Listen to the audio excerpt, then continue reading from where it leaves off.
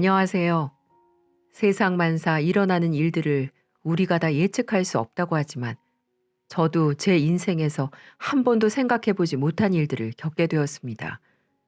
물론 제 나이가 적은 나이도 아니고 지금껏 살면서 늘상 좋은 일만 있었던 것도 아니었지만 그래도 이번에 겪은 일은 황당하다 못해 참담하기까지 한 상황이었어요.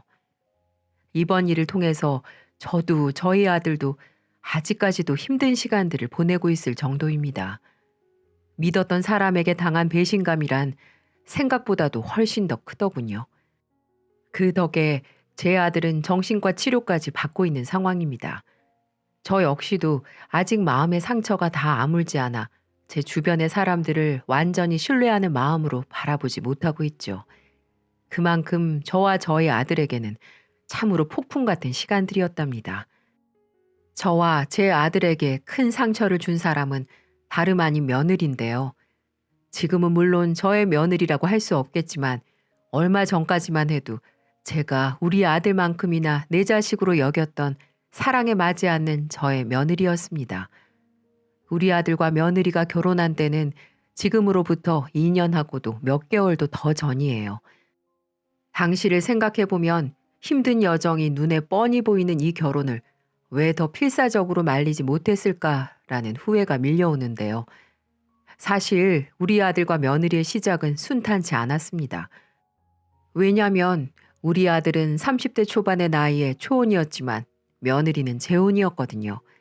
그것도 저의 아들보다도 2살이나 많은 연상이었고 그것만 해도 결혼을 허락하는 거에 대해 한 번, 두 번 생각해 볼까 말까인데 심지어 이전에 결혼 경험이 2번이나 있었고 2명의 전 남편 사이에서 태어난 아이는 3이나 있었죠. 처음 그 이야기를 들었을 때는 더 들어볼 것도 없이 반대를 했어요. 제 생각에는 결혼에 2번이나 실패한 사람은 다 이유가 있을 거라 여겨졌거든요. 게다가 사람이 제 혈육이 섞인 자식을 키우는 것도 힘든 일인데 제 피가 섞이지도 않은 자식이 3이나 되어 그 아이들을 키워야 한다는 것도 말도 안 되는 이야기라 판단됐습니다. 그래서 결혼할 여자를 먼저 데리고 오기 전 저한테 결혼하고 싶다는 얘기를 먼저 꺼낸 아들에게 고함을 치며 반대를 했더랬죠. 안 돼! 절대 안 돼! 너보다 나이가 많은 것도 걸리는데 거기다가 2번 이혼해 애가 3명? 네가 지금 제정신이냐? 정신이 제대로 박힌 놈이야? 어디 여자가 없어서 애 딸린 철을 들이려고 그래? 나는 절대 허락 못한다. 눈에 흙이 들어가도 안 돼. 엄마, 제 말 좀 끝까지 들어보세요. 애가 있기는 한데 양육권을 전 남편들한테 다 줬대요. 게다가 그쪽 식구들이랑도 다 안 보고 사는 걸로 합의를 봐서 마주칠 일도 없어서 진짜 혼자나 다름없어요. 제가 애들 키울 상황은 안 올 거라고요. 그냥 그 사람만 오는 거예요. 아무리 지금 상황이 그렇다고 하더라도 나중은 어떻게 될지 모르는 거야. 그리고 네가 사내 녀석이라 모르겠지만 여자는 말이다. 제 배로 품었던 자식 새끼는 평생을 가도 못 잊는 법이야. 그 모정이 몸이 떨어져 있다고 해서 없어지는 줄 아니? 절대 아니라고. 게다가 2번이나 이혼했으면 말 다 한 거지. 그 여자한테 문제가 있으니까 2번이나 이혼을 당한 걸 거 아니야. 두말할 필요 없이 안 돼. 나는 절대 허락 못 한다. 아, 엄마. 아, 글쎄 안 된대도 한 번만 더 얘기 꺼내기만 해. 저는 그 자리에서 단호하게 안 된다고 이야기를 했습니다. 이건 누가 들어도 안 될 일이었어요. 물론 같은 여자로 봤을 때는 참 안타까운 상황이었지만 제가 자식을 키우는 엄마라 그런지 같은 여자의 입장보다는 엄마로서의 입장이 더 클 수밖에 없더군요. 그래서 조금의 여지도 없이 반대를 했더랬죠. 하지만 우리 아들은 그 여자를 어지간히도 좋아했는지 매일매일 이야기를 꺼내며 결혼 허락을 요구했습니다. 그 기간이 장장 3개월이었어요. 저도 징하게 고집이 세지만 제 아들이라 그런지 이놈도 고집이 말도 못하게 센 놈이라 포기를 모르고 하루하루 질리도록 졸라대더군요. 그래서 결국에는 이렇게까지 말하는 이유가 뭘까 싶어 집에 데리고 와 얼굴까지만 보겠다고 했어요. 하지만 그 뒤로도 내 마음이 바뀌지 않는다면 이후는 어떤 말을 해도 들어주지 않을 거라며 신신당부를 해놓고 딱 한 번 얼굴을 보기로 했답니다. 근데도 아들놈은 아마도 직접 보면 제 생각이 달라질 거라면서 신이 나서 그 여자를 데리고 오더라고요. 저는 그때까지만 해도 그 여자를 집으로도 들이고 싶지 않아 밖에서 만나자고 했습니다. 하지만 애초에 저는 그 만남부터 가지면 안 되는 거였어요. 제 생각에는 거기에서부터가 모든 문제의 시발점이었던 것 같아요. 하지만 그때까지만 해도 앞날을 예측하지 못해 만남을 진행했고 아들놈이 신나서 잡아놓은 약속 장소에 도착을 하니 이미 그 여자와 아들놈은 저를 기다리고 있었습니다. 저는 처음부터 경계 어린 눈빛으로 그 여자를 봤어요. 도저히 아무리 생각을 해도 곱게 봐줄 수가 없었거든요. 근데 그런 저의 눈빛을 읽었을 게 분명한데도 이 여자는 얼굴에 미소를 거두지 않은 채 저에게 인사를 해오던 거 있죠. 어머니, 안녕하세요. 처음 뵙겠습니다. 이수환입니다. 어려운 자리 나와주셔서 정말 감사해요. 됐어요. 아직 어머니 소리 듣기는 이른 것 같네요. 뭐, 앞으로도 들을 생각은 없지만 내가 오늘 이 자리에 나온 건 우리 아들놈이 더는 징징거리는 꼴 안 보고 싶어서 나온 거니까 아무 기대하지 말아요. 나한테 잘 보이기 위해서 뭐 하려고도 하지 말고 그냥 밥만 먹고 갑시다. 엄마, 이 사람 무한하게 왜 그러세요? 이왕 자리에 나와주신 거 좋은 마음으로 봐주세요. 아, 됐어. 너 내가 분명히 얘기했다. 오늘 얼굴 보고도 내 마음이 변함없으면 2번 다시 얘기 안 꺼내기로 했어. 저는 그 여자가 눈앞에 있든 없든 개의치 않고 제 할 말을 차갑게 해버렸습니다. 그래야지만 시도도 못 해보고 무서워 벌벌 떨며 나가 떨어질 거라 생각했거든요. 근데 이 여자는 그런 저의 모습을 보고도 전혀 개의치 않아 하는 것 같았어요. 네, 어머님, 제가 눈에 안 차시죠. 다 알아요. 저 같아도 그럴 건데요, 뭐. 저도 어머님 말씀대로 잘 보이려고 애쓰기보다 그냥 있는 그대로 제 모습 보여드릴게요. 그러니까 어머님도 기분 푸시고 그냥 간만에 기분 전환하러 외식 온 것처럼 식사하시다가 들어가세요. 뭐, 그건 내가 알아서 할게요. 저는 저를 달래는 여자에게 쌀쌀맞게 이야기를 하며 눈앞에 있는 밥을 먹기 시작했습니다. 그 여자에게 말도 섞지 않고 말이에요. 근데 이쪽도 아무 말 하지 않고 식사를 하더라고요. 저는 의아했죠. 분명히 나한테 하고 싶은 것들이 많이 있을 텐데 아무것도 안 하고 밥만 먹는 게 좀 걸리더라고요. 정말 우리 아들이랑 결혼할 생각은 있는 건가? 우리 아들만 안달이 나서 난리치는 건 아닌가 싶어서 기분이 나쁘기까지 하더군요. 그래서 밥 먹기 시작하고 30분이 지난 시점에서 제가 처음으로 먼저 말을 걸게 되었습니다. 이혼했다고 들었는데 그것도 2번이나. 애도 3이나 낳고 왜 이혼했는지 물어도 될까요? 그래도 명색이 우리 아들놈이랑 결혼하고 싶다고 찾아온 사람인데 그 정도는 물어볼 수 있죠? 네, 그럼요, 어머님. 그 부분은 이미 상원 씨한테도 이야기를 했어요. 앞으로 부부가 될 거라면 작은 것도 숨기면 안 되는 거잖아요. 그러니까 어머님께도 전부 다 말씀드릴게요.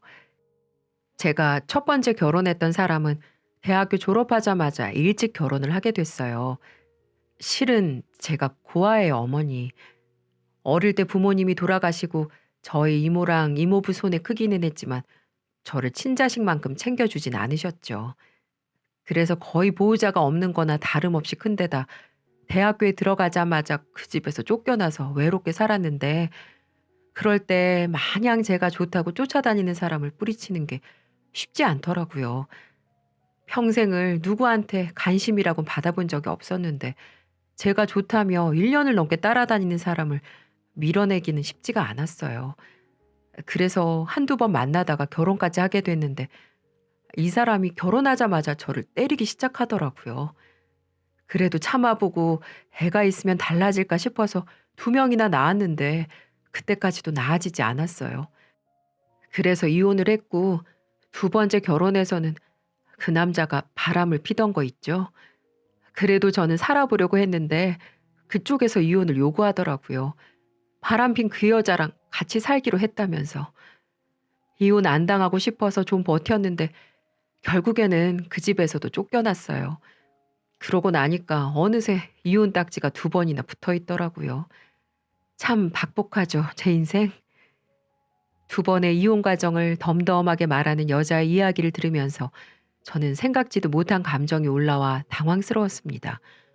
부모가 없는 고아라는 것도 여기에서 처음 들어 놀라웠을 뿐더러 이 안타까운 이야기를 눈물 한 방울 흘리지 못하고 덤덤하게 말하는 그 모습이 오히려 더 슬퍼 보였거든요. 그 속에서 상처가 얼마나 골맞을꼬 하는 생각이 들어 저 스스로도 당황스러웠거든요. 결국 그 마음은 또 다른 질문으로 나오게 되었죠. 아니 그럼 애들은 왜 두고 온 거예요? 더더군다나 첫 번째 남편은 때리기까지 했다면서. 애들이요? 당연히 데리고 오고 싶었죠. 어머니도 상원 씨 키워보셔서 아시겠지만 눈에 넣어도 안 아플 제 자식들인데 왜 얘기를 안 해봤겠어요. 근데 첫 번째 남편은 그래도 애들한테는 잘하는 사람이라서 거기다 두면 굶어 죽진 않겠구나 싶어서 그쪽으로 보내줬어요. 그때는 제가 변변한 직장도 없이 그냥 쫓겨난 거라 애들을 키울 자신이 없었거든요. 그리고 2번째에는 시댁 쪽에서 절대로 근본도 없는 고아한테는 손주를 맡길 수 없다고 하셔서 놓고 올 수밖에 없었어요. 아이고 저런. 저는 아이들을 이야기할 때 결국 눈물을 떨구는 이 여자를 안타까운 시선으로 볼 수밖에 없었어요. 그때 조금은 누그러진 제 눈빛을 읽었는지 그 여자가 다시 말을 건네오더라고요. 나 어머니 근데요. 저 이렇게 오점 많고 볼 거라고는 아무것도 없는 사람이지만 그래도 상원 씨 정말 좋아해요. 상원 씨만큼은 제가 놓치고 싶지 않아서 제가 먼저 다가갔어요. 고맙게도 상원 씨도 제 마음과 같아서 지금 제가 얼마나 행복한지 몰라요. 그러니까요, 어머니. 저 눈에 차지 않으시더라도 한 번만 다시 생각해 주세요. 제가 정말 좋은 며느리가 되어 볼게요. 어머님도 혼자 상원 씨 키우시느라 힘드셨잖아요. 이제 제가 어머님 친구도 되어드리면서 며느리 노릇 잘해볼게요.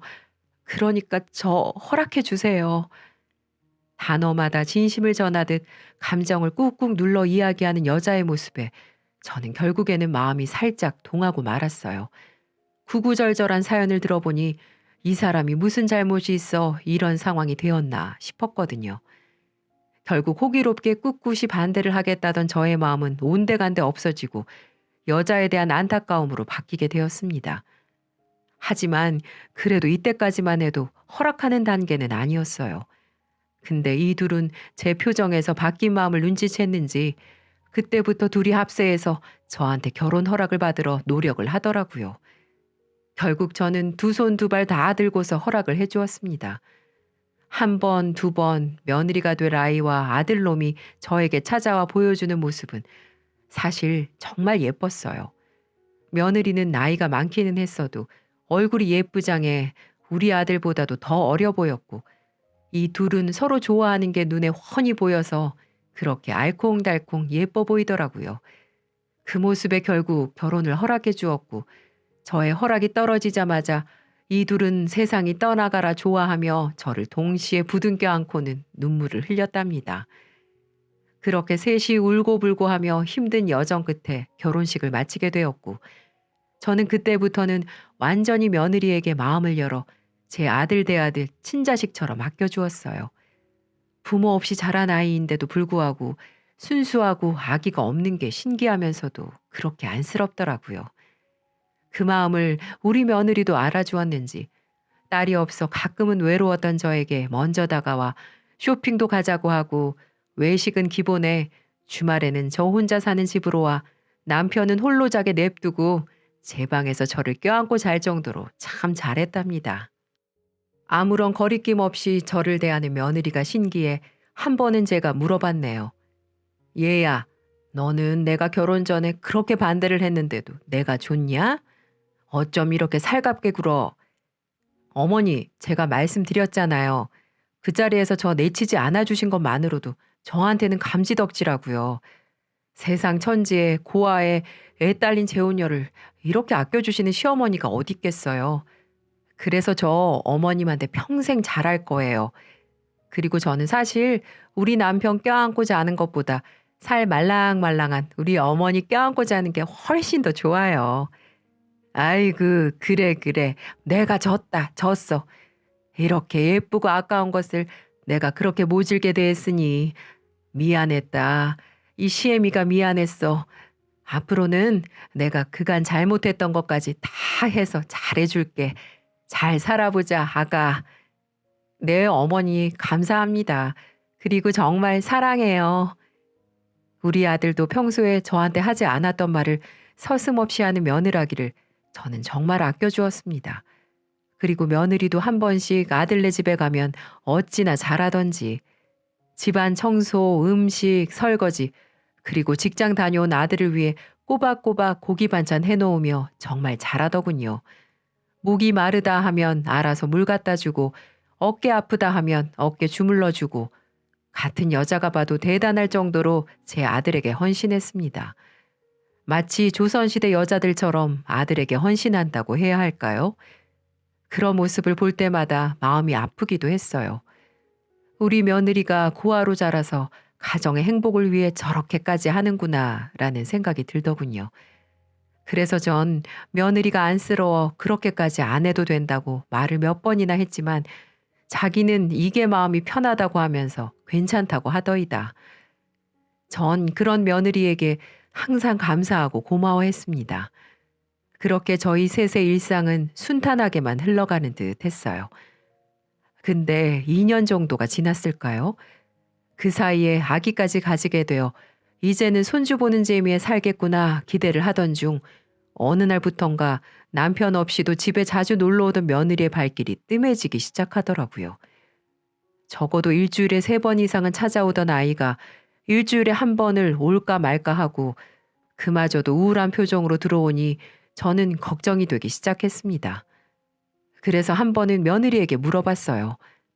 얘, 요즘 통 집에도 자주 안 오고 그나마 오는 날에도 안색이 좋지를 않으니 무슨 일 있어? 저의 물음에 갑작스럽게 며느리는 눈물을 머금더니 이내 펑펑 울기 시작하더군요. 저는 뭔가 또 일이 터졌구나, 무슨 일이 있구나 싶어 얼른 물었습니다. 왜 그래? 무슨 일이야? 이 시애미한테 말해봐. 왜 그래 아가? 진정하고. 어머님, 저 사실 요즘 너무 힘들어요. 상원 씨가 바람을 피는 것 같아요. 어떻게 저를 두고 그럴 수가 있어요? 뱃속에 아기까지 있는데 어떻게 저한테 그럴 수가 있냔 말이에요. 저 정말 요즘 너무 힘들어요, 어머니. 저 이제 어떡해요? 저는 며느리의 이야기에 큰 충격을 받았습니다. 그렇게 결혼하고 싶다고 생떼를 부릴 때는 언제고 이제는 애까지 가진 마당에 바람을 피고 있다니요. 저는 제 아들이지만 용납할 수가 없었습니다. 게다가 며느리에게 어떤 아픔이 있는지 잘 알고 있었기에 더더욱 가만히 있을 수가 없었어요. 그래서 곧장 저희 집에서 30분 거리에 위치하고 있는 아들네 집으로 갔죠. 갔더니 어디에서 술을 마시고는 인사불성으로 왔는지 술이 떡이 되어 침대에서 자고 있더라고요. 그 모습에 더 열이 받아 저는 아들의 온몸을 쳐대며 깨웠습니다. 일어나! 나쁜 놈아, 안 일어나? 네가 뭘 잘했다고 술 마시고 쳐 누워있어? 제 마누라 눈에 피눈물 나게 만든 놈이 뭘 잘했다고 이렇게 술 퍼마시고는 이러고 있냐고? 술을 얼마나 마신 건지 아들은 완전히 인사불성이 되어버려 제가 때려도 아무런 감각을 느끼지 못하는 듯 했어요. 결국 저는 한참을 때리다가 옆에서 울고 있는 며느리에게 가서 달래주었습니다. 얘, 울지 마라.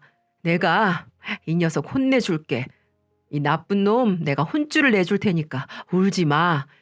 네가 울긴 왜 울어? 걱정하지 마. 내가 미안하다. 내가 미안해.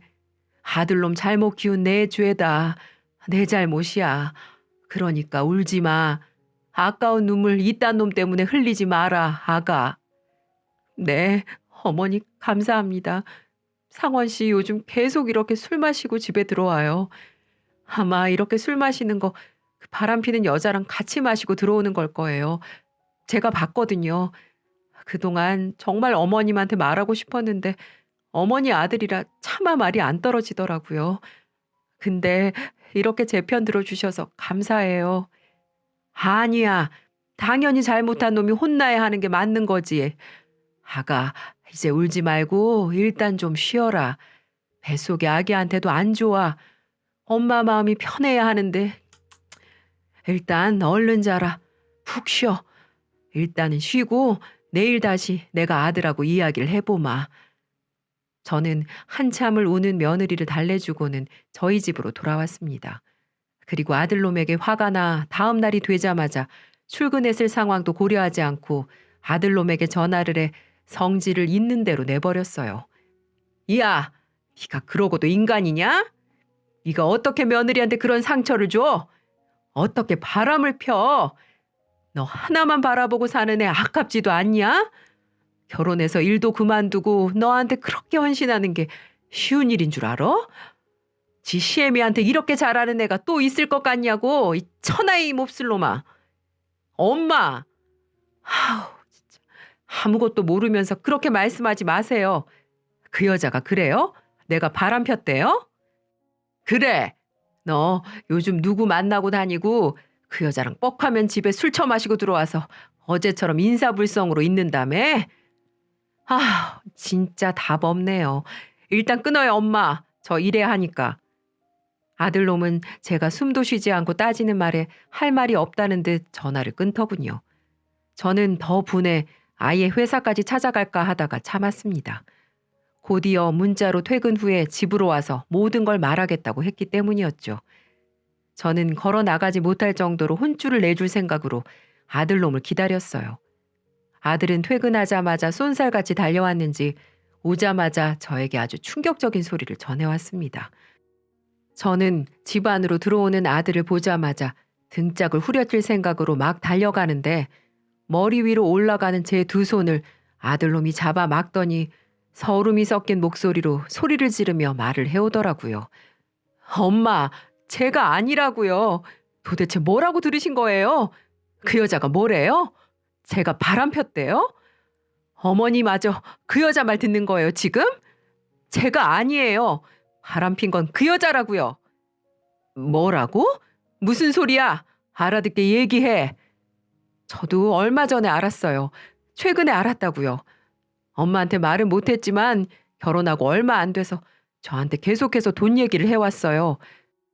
돈이 어디 필요하냐고 물어보니까 본인 키워주신 이모님이 사정이 어려워져서 돈을 빌려달라고 하신다면서 그간 키워주신 은혜가 있어 무시를 못하겠다고 저한테 좀 해결해주면 안 되겠냐고 하더라고요.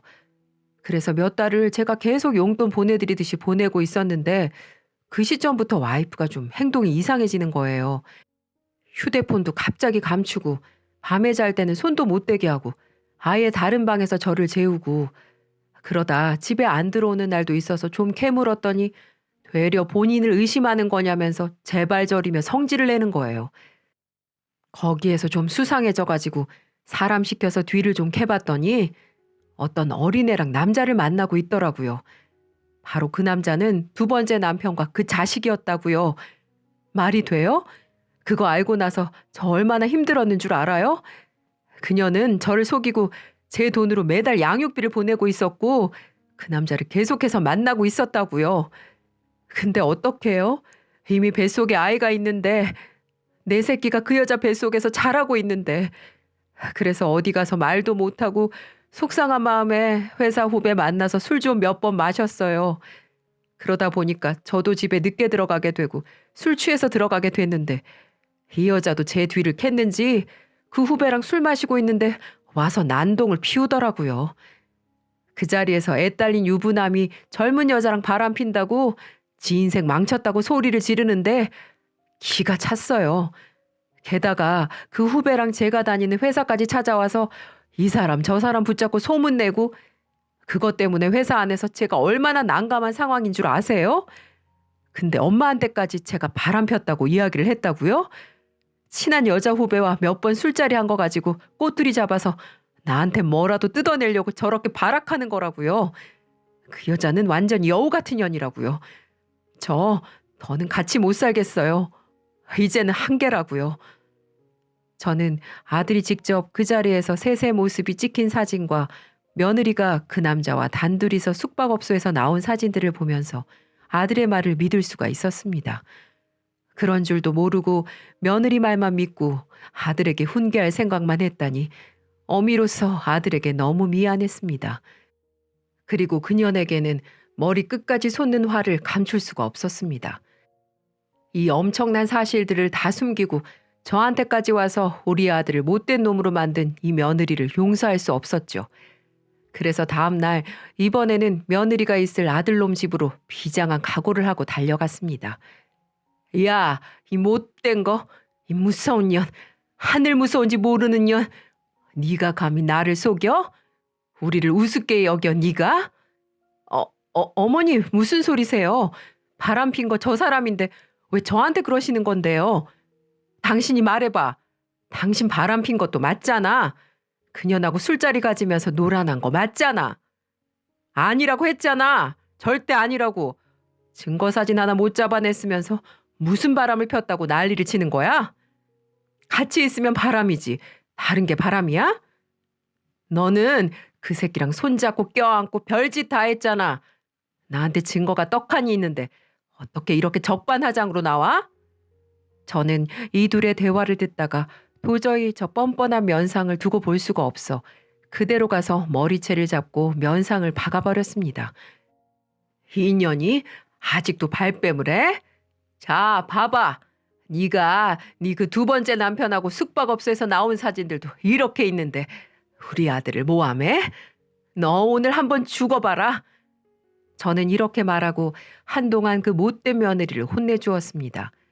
어미로서 아들이 피토하는 심정으로 하루하루를 살았다는 게 도저히 참을 수가 없었습니다. 그리고 그걸 보니 저는 이 뱃속의 아이도 정말 제 아들의 아이가 맞는지 내 손주가 맞는지 의심스러워지더군요. 그래서 저는 저한테 맞고는 억울하다고 바닥에 주저앉아 울고 있는 며느리를 보며 말했습니다. 너 이혼할 때까지도 못 참겠다. 당장 별거 들어가. 네 지금 뱃속에 있는 애가 우리 집 자식인지도 못 믿겠으니까 네 결백 주장하고 싶으면 그 애 우리 집 핏줄인 거 확인시켜 줄 거 가지고 와. 어머니, 이 애가 왜 상원 씨 애가 아니에요? 저희 애 맞아요. 믿어주세요.